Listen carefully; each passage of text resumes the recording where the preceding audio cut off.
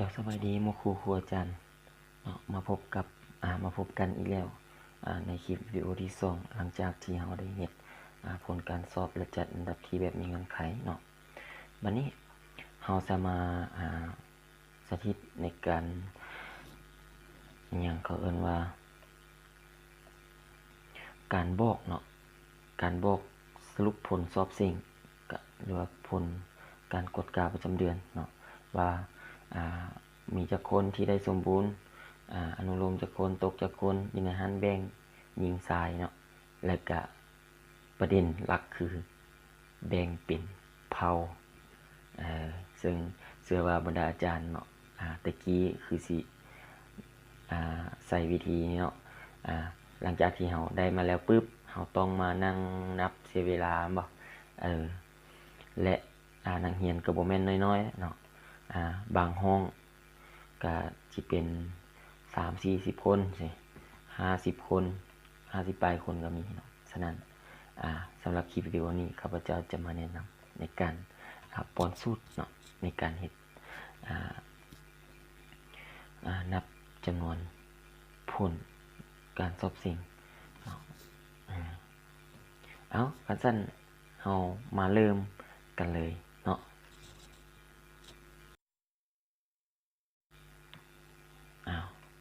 ก่อนอื่นให้บรรดาอาจารย์มาเพิ่มห้องเนาะinsert ห้อง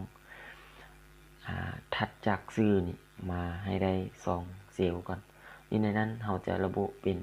ห้องทำอิฐเป็นเพศเนาะอันที่2เป็นเผ่าเพศและเผ่าขึ้นมาเนาะหลังจากนั้นให้บรรดาอาจารย์เสื่องเซลล์ก่อนเนาะเสื่องเซลล์โดยที่คลิกแต่วิชาทำอิฐเนาะถึงวิชาคัดจำนวนวิชาคัดกดกาแล้วคลิกเบื้องขวาเนาะแล้วให้เลือกคำว่าให้มันจะอยู่อันดับที่2เริ่มแต่ถ่ายขึ้นมาเนาะสำหรับคลิปวิดีโออยู่ในวิดีโอนี้จะบ่เห็นแต่ว่าบรรดาอาจารย์ลองไปคลิกเนาะให้นี่มันจะได้หมายความว่าเซลล์ที่ห้องที่เราบ่ต้องการเนาะเราจะเสื่องเอาไว้ก่อนเนาะเวลาที่ว่าหลังจากที่เราเฮ็ดแล้วสำเร็จแล้วเราจึงเรียกกลับคืนมาการเอิ้นกลับคืนนี่เราจะสังเกตเห็นเบื้องตัวอักษรอยู่ทางถึงเด้อถ้าว่าตัวอักษรที่บ่ต่อเนื่องกันสินะตัวอย่างเด้อเนาะC D E F G แม่นบ่ต่อไปเป็นตัว H แม่นบ่หรือว่าตัวหัดนะ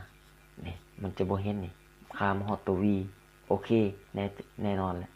อยู่ระหว่างนี้ต้องมีการเสื่องเซลล์ในการเอิ้นคืนมาเนาะให้พวกบรรดาอาจารย์คลิกใส่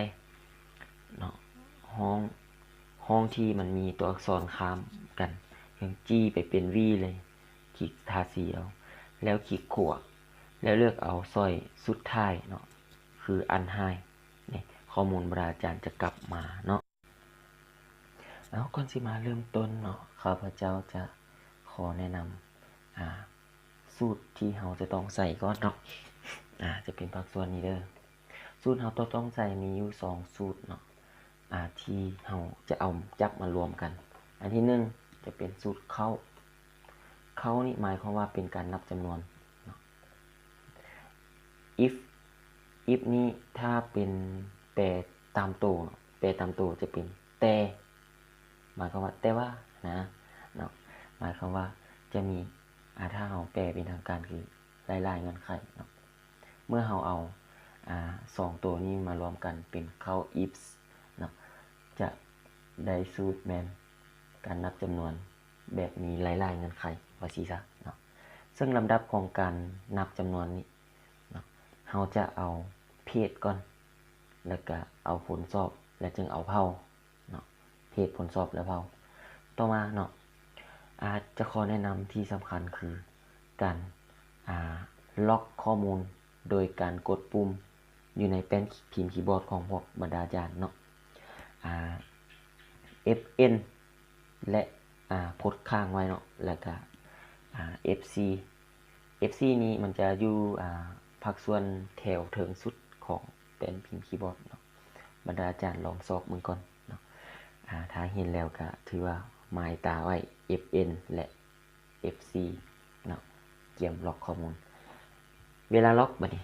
เราจะสังเกตเห็นเครื่องหมายดอลลาร์ขึ้นมาเนาะเรามาเริ่มต้นในการสร้างกันเลยเนาะสร้างป้อนเงื่อนไขกันเลยก่อนอื่นนี่คลิกเครื่องหมายเท่ากับแล้วพิมพ์สูตรของเราเข้าไปเลยเนาะเข้า if หลังจากนั้นเอาตามลำดับเลยเอาเพจก่อนคลิกใส่นักเรียนเนาะห้องเพจนักเรียนผู้ทำอิฐลากถึงผู้สุดท้ายให้พวกเราล็อกข้อมูลด้วย FN และ FC หลังจากนั้นใส่เครื่องหมายจุดให้พวกเรามาเลือกเอาอยู่บนยิงและก็ล็อกข้อมูลด้วย FN และ FC หลังจากนั้นใส่เครื่องหมายจุดอีกครั้งหนึ่งให้พวกเรามาเลือกเอาอยู่บนห้องผลสอบของผู้ทำอิฐลากลงมาฮอดผู้สุดท้ายแล้วล็อกข้อมูลหลังจากนั้นใส่เครื่องหมายจุดให้พวกเรามาคลิกเอาบนห้องสมบูรณ์แล้วล็อกข้อมูลอีกเท่านึงต่อไปตามด้วยเครื่องหมายจุดเรามาเลือกเผาบัดนี้คลิกเนาะคลิกลากเผาผู้ทำอิฐถึงผู้สุดท้ายตามด้วยเครื่องหมาย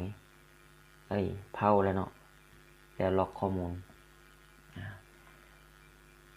ล็อกข้อมูลหลังจากนั้นเครื่องหมายจุดอีกเท่านึงแล้วให้เรามาคลิกใส่เผาลาวลุ่มแล้ว enter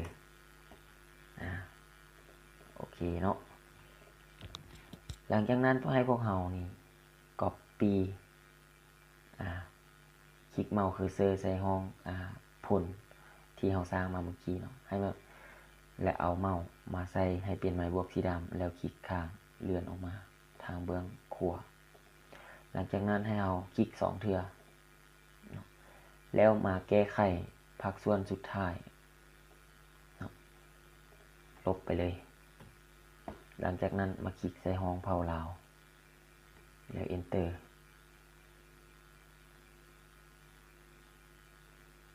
เผาลาวเนาะ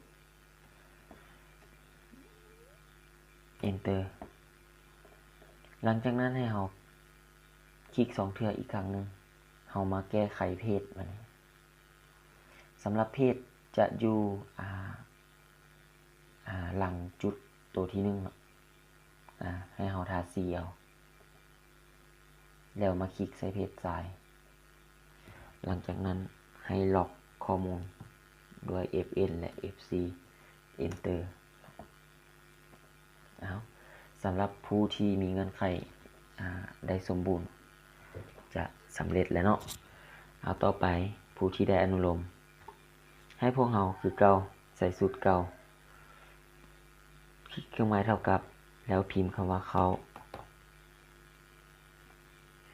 if หลังจากนั้นมาเลือกเอาเพจ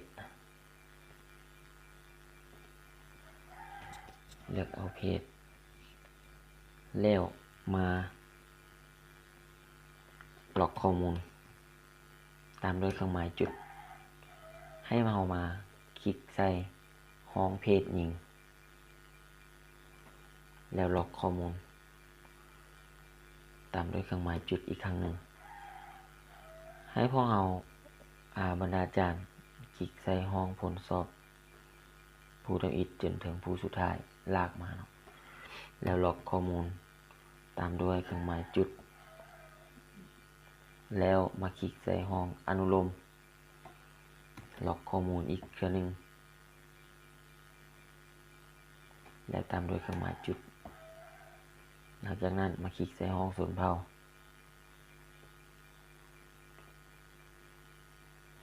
แล้วล็อกข้อมูลตามด้วยเครื่องหมายจุดสุดท้ายมาคลิกใส่ห้องเผาลาวแล้ว enter ต่อมา คือเก่าคือกัน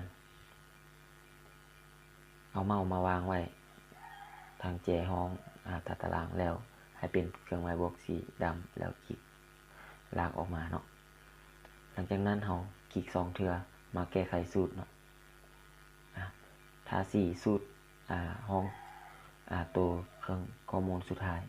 แล้วมาคลิกใส่ลาวห้องลาวนี่แล้ว enter หลังจากนั้นมาคลิก2เทื่ออีกเทื่อเป็นเทื่อที่2เนาะโดยการคลิก2เทื่อวันนี้มาแก้ไขห้องเพจมันเบิ่งเลยมันจะอยู่หลังจุดตัวทำอิฐเนาะนี่หลังจุดนี่แล้วมาคลิกใส่ห้องเพจซ้ายตามโดยการล็อกข้อมูลแล้ว enter วันนี้ห้องตกวันนี้ให้พวกเรามาคลิกเฮ็ดคือเก่าเนาะเครื่องหมายเท่ากับแล้วพิมพ์คำว่าเข้า if เปิดวงเล็บแล้วมาเลือกเอาห้องเพจตามโดยการล็อกข้อมูล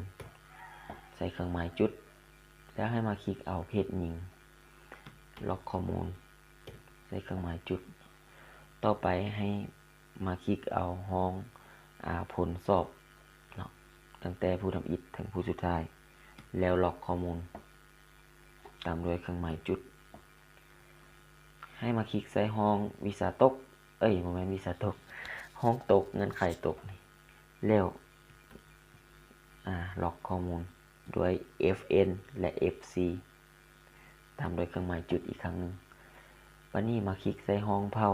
ลากจนฮอดผู้สุดท้ายนะ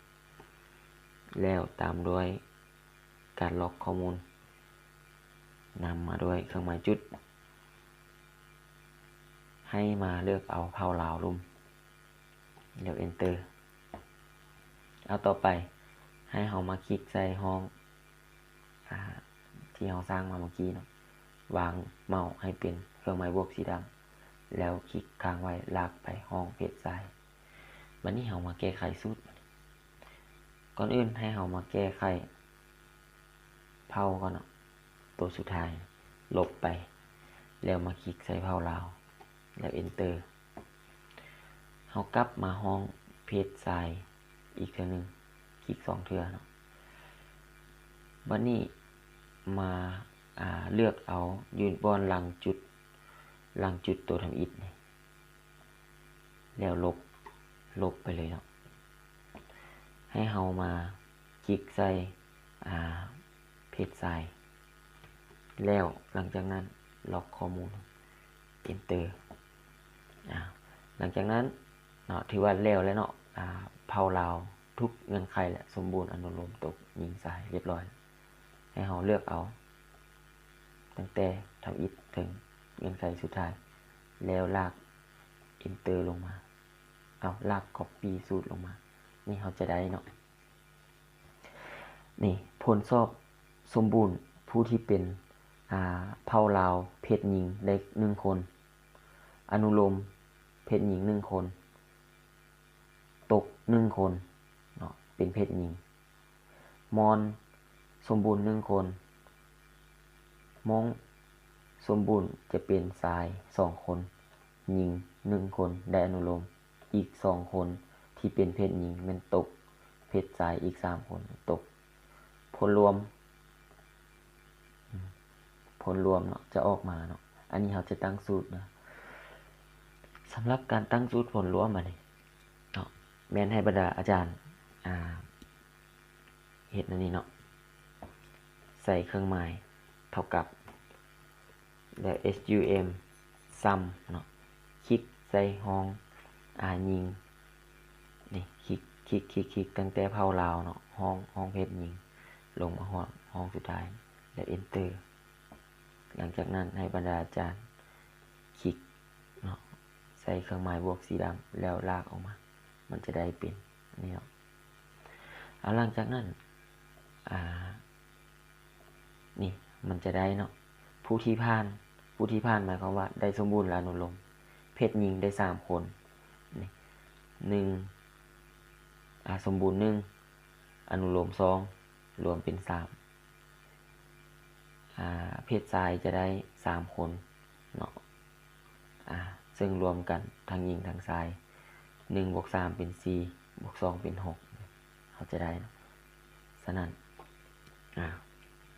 ถือว่าโอเคข้อมูลของเราถูกต้องเนาะเอาวันนี้ถ้าว่าบรรดาอาจารย์เนาะ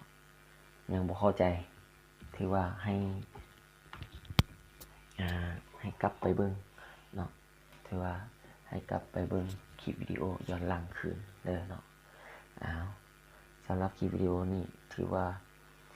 หวังว่าจะเป็นประโยชน์เนาะกับบรรดาอาจารย์บ่หลายก็น้อยเนาะขอขอบใจ